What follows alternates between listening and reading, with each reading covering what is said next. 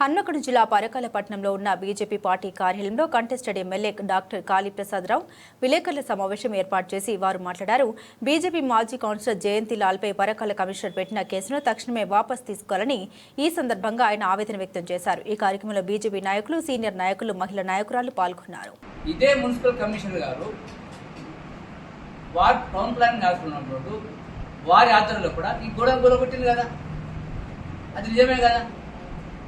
అది గోడ కూలినప్పుడు అప్పుడే చెప్పాలి కదా, ఆ కలెక్టర్ గారు చెప్పాలి కదా, సార్ వాళ్ళు కరెక్టే కట్టింది, కూలగొట్టడం తప్పని చెప్పాలి కదా.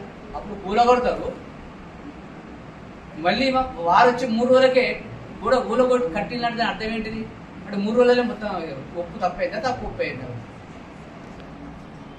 నేను అనుకునేందంటే కాంగ్రెస్ వాళ్ళు పకడ్బందీగా భారతీయ జనతా పార్టీని బదనాం చేయాలనుకుంటారు. అంటే ఏం లేదు, బదనాం చేయాలనుకుంటారు.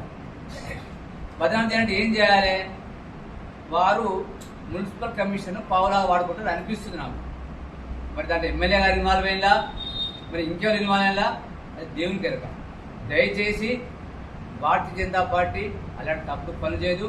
కానీ ఒక్కడ మాత్రం నిజం, కమిషనర్ గారికి రిక్వెస్ట్ చేస్తున్నా, మా జయంత గారు మిమ్మల్ని ఏమన్నా అన్పార్లమెంటరీ లాంగ్వేజ్ వాడితే బేషరతుగా క్షమాపణ చెప్పిస్తాం. మేము ఎంత చెప్తున్నాం, బేషరతుగా క్షమాపణ చెప్పిస్తాం అన్పార్లమెంటరీ లాంగ్వేజ్ వాడితే. ఎందుకంటే మీరు దాన్ని సపోర్ట్ చేయం. గౌరవంగా ఒక స్త్రీని ఉండడంలో ఎక్కువ కోరుకున్న పార్టీ బీజేపీ. మా వాడు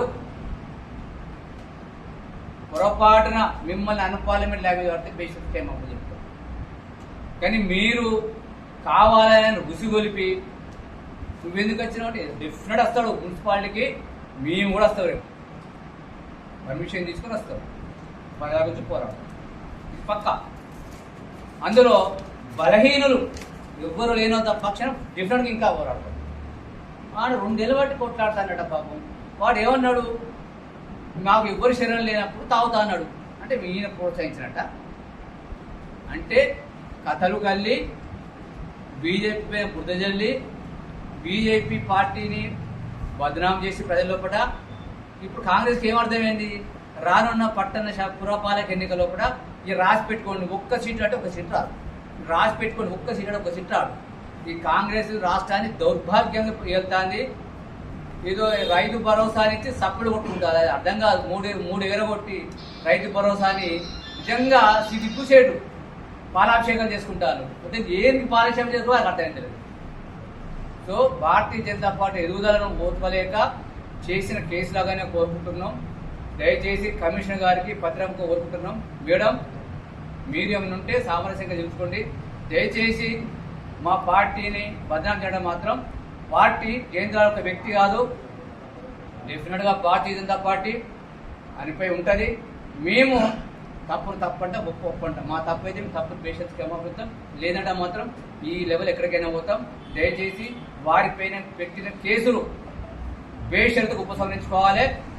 ఏదైనా ఉంటే చర్చలకు రమ్మండి, మేము వస్తాం. మేము కూడా మున్సిపాలిటీ రేపు మేడం మీరు పర్మనెంట్ కాదు, ఇక్కడ ఎవ్వరు పర్మనెంట్ కాదు, ఈ ఎమ్మెల్యే పర్మనెంట్ కాదు, మీరు పర్మనెంట్ కాదు.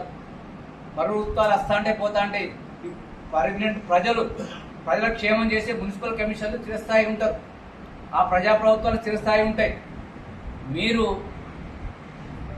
మిమ్మల్ని గౌరవిస్తున్నాం, మీరు అలాంటి వారి కార్యం చాలా మంది చెప్పిన, అయినా కూడా మీరు ఎవరు ఫోర్స్తున్నా చేస్తున్నారో మాకు అర్థం కావట్లేదు. దయచేసి మీరు మళ్ళొకసారి ఆలోచించండి. ఏమనుంటే ఆ 2 పార్టీలు పిలిచి కూర్చొని పెట్టి మాట్లాడండి. మాకు సమస్యలు జటిలం కావాలని అసలుకే లేదు. 2 పార్టీలు కూర్చొని పెట్టి పట్టణంలో 2 పెద్దలు ఉంటారు కదా, ఎందుకు కొట్లాడితే సాధించేది ఏముండదు, కొట్లాడతాం సాధించేది ఏముండదు.